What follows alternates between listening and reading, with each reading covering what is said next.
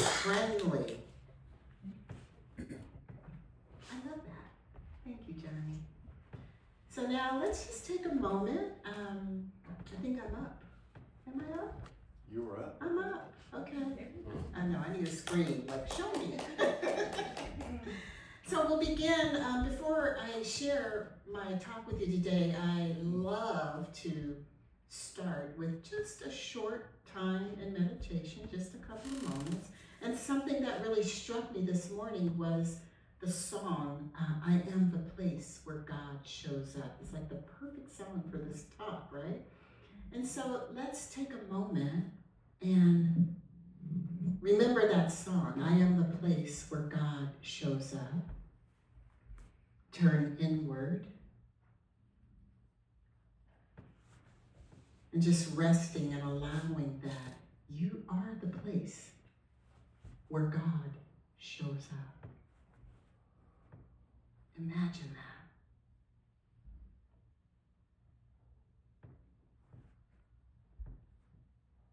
A soft landing, an open heart, a loving mind.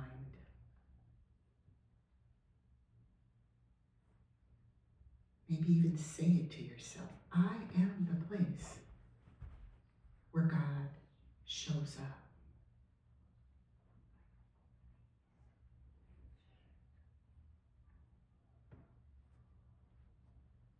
Perfect, whole, one, love.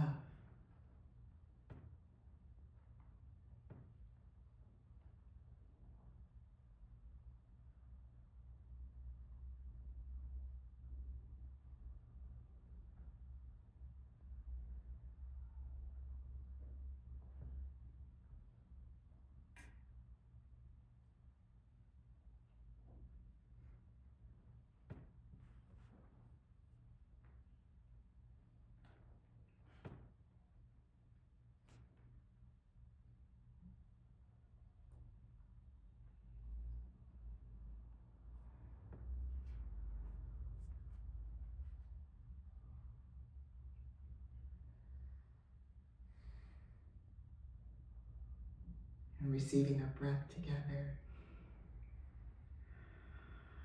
Just holding that place right where you are. You are the place where God shows up. Thank you for taking that moment together. Good morning again, everyone. I always love to start my talks with something a little light. And maybe you heard about this. There was a burglar, and then there was this parrot. So the burglar breaks into this house, and they hear a voice that says, Jesus is watching you. And they shine the flashlight, and they see it's a parrot. And the parrot says his name is Moses and warns that burglar that the 150-pound Rottweiler named Jesus is about to attack him. Let's take a breath together. I'm all into the breath today. You know, the breath just reminds me that we're already held. We're already guided. We're already loved. And we're ready. We're prepared to receive whatever the gifts are ours to receive. We're ready. We are the place where God shows up. Today I'd like to talk to you about choosing the voice of peace, hostage to the ego, or host to God. Now that last part of the title is taken directly from A Course in Miracles, fondly known as the Course. The Course is a spiritual teaching that is the foundation of my truth talks that I share here. And it actually comes in the form of a question. In the Course, it asks directly from chapter 1 and again in chapter 15. It says, would you be hostage to the ego or host to God? Now, people often ask me, what is A Course in Miracles? What is that? It's a self-study spiritual path that helps some people recognize their own inner teacher. It's a way for some people to do this. It's not the only way, but it's the way that supports my inner peace right now, and I love it. So I also love pairing the Course with unity principles. And the unity principle that aligns with today's message is we create our life experiences through the power of our thoughts. Consciousness is creative, mind is cause. In other words, where's my mind? Where is your mind? Is it within the ego thought system that when we look honestly, we find the lies, the upset, the disturbances? Or is it with God, Source, the universal presence where truth and peace already reside? One of the many things I love about the Course is how gently it offers me this choice. No pressure, not shaming anybody, just that gentle invitation to observe where I'm listening and the opportunity to accept the freedom already given. So, which inner teacher am I listening to? Which teacher are you listening to? The Course reminds us that there's only two thought systems available. The ego, which I call the default, it speaks first. It's loud. It always speaks in the language of fear. There's always a little undertone of fear. Or the Holy Spirit, which I like to call that nudge, that ping, that hit. It's quiet, it's consistent, and it only knows the language of peace. Now, two thought systems. There's not a third. There's no neutral thought. There's no, oh, Terri, I'm not choosing. Well, not choosing is choosing. So every moment, every conversation, every irritation, every sticky thing, every decision comes down to this one choice. And so the Course asks us very simply and very powerfully, will you be hostage to the ego or host to God? So what's it mean to be hostage to the ego? When we're listening to the ego's thought system, we can sometimes feel it in our body. So first the thought comes, and you know it when it's there. And often the body responds with constriction, a tightening, defensiveness, the need to be right, the urge to control. I must be alone here. Nobody's ever had that thought. It also sometimes it's accompanied by the belief that something out there has to change before we can feel peace. You know, that ego thought system is not our partner. It only offers captivity, a kind of inner prison, a grip in our thoughts. I often share, as I did a moment ago, that it's the default setting of the human experience. It rushes to our wandering mind and it tells us lies like, you're not safe. You're not enough. You're on your own and all alone. You're unworthy, even of peace. Sometimes it's loud, it's startling, and because it's so familiar, it's very subtle. And when we believe those lies, we start living as if they're true. And this is where that unity principle comes alive again. The power of our thoughts creates our life experiences. It makes sense to me that if we're thinking from fear, we'll experience the world through the lens of fear. So what's it mean to be host to God, to be host to Source, to be host to the universal presence? For me, it means I just show up with a little bit of willingness. And this might look like, I don't understand what's happening here. I don't know what to do. Help me, Spirit. Guide my thoughts. I give them over to you. Help me see this through the eyes of love. When we're hosts for God, when we welcome the Holy Spirit's thought system, we remember we are that place of peace. We are the place where God shows up. Peace and love are what we are. And they return to our awareness the moment we release the blocks that hide them. When we're hosts for God, we become a place where gentleness and clarity can rise up. A place where miracles occur without effort because we allow them. We're availing ourselves to something different, something peaceful. Well, what is that miracle? The Course describes it as shifts in our perception. The shift from fear to love. And again, here's that unity principle. The power of our thoughts creates our life experiences.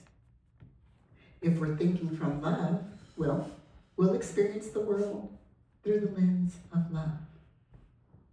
You know, in preparing for this time together, I began thinking about a time when the ego thought system had me in a chokehold and how I got out of it. And I remembered a moment where I was holding on to an assumption about something, someone.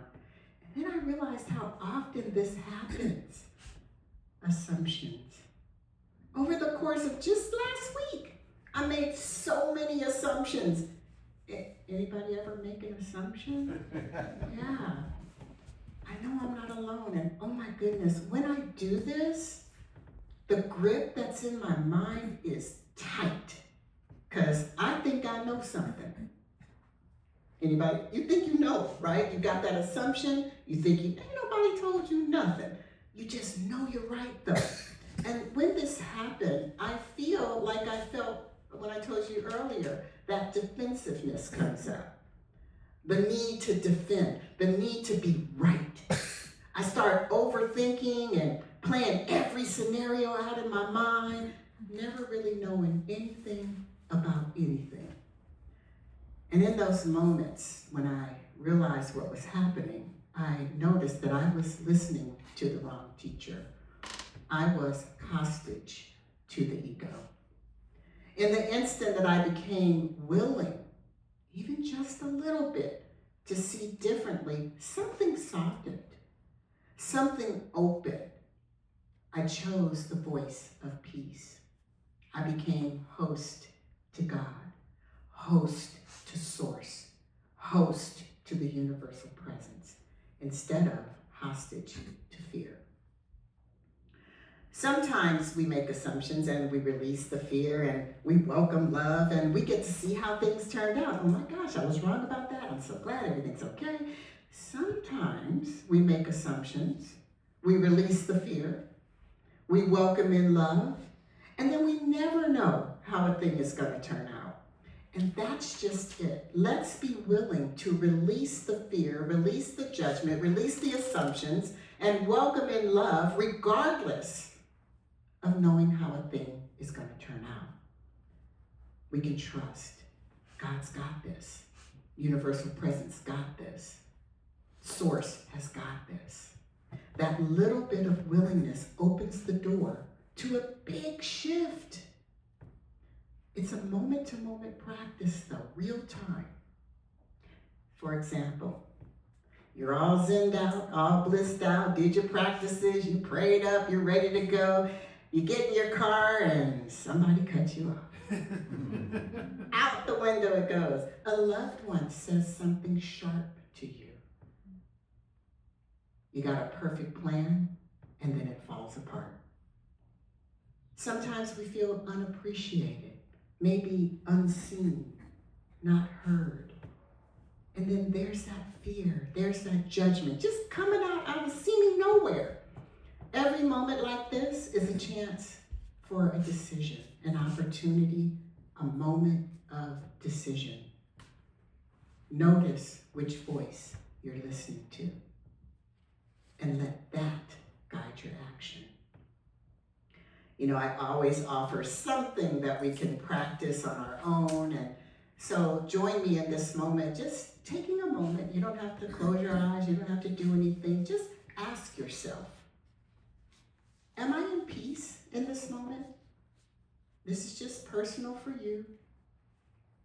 And if you are in a moment of peace, thank you. Please hold that. Because the Course tells me, the Course actually says this, resting in peace is a blessing for us. So if you're holding peace right now, just be in that space. Now, the rest of you that might be holding an upset, a thing you're trying to work through, nothing wrong with that. I'm going to ask you to bring that to your mind's eye too. And this is that practice. I want to give this over to Spirit. Help me see this differently. I want to choose again. Let me have a fresh start. Remember, I have an opportunity to remember truth. Am I going to be hostage to the ego thought system or host to God? So I invite you to take this practice on your own when you have a moment. Just notice it, moment to moment. When we are host to God, when we're host to Source, when we're host to that universal presence, whatever your name for the infinite Source is, something happens. We become calmer without even trying. No effort. We even speak more gently to ourselves and to those that we interact with. We have the ability to listen deeply and forgive easily. And when I talk about forgiveness, I'm talking about forgiveness in the sense that we don't need to hold on to any false ideas of separation. We don't have to hold on to the idea that we are separate from Source. We can trust. We can stop trafficking in fear quicker, and we can start remembering love. Being a host to God, to Spirit, to Source doesn't change anything in the outer world. It doesn't change anything in the world around us. We don't have control over that. What we do have control over is our own mind and the way we see the world around us. And that changes everything. That is the voice for peace. So I'd love to offer an affirmation here, and as you can remember as best you can, and you can even make your own. But I invite you now just to hold your hand on your heart space. And then maybe bring to your mind's eye your name for Source, your name for the universal presence, your name for God. And quietly to yourself, repeat after me. Today I choose to be a host to God, to Source, to the universal presence, to your name for God.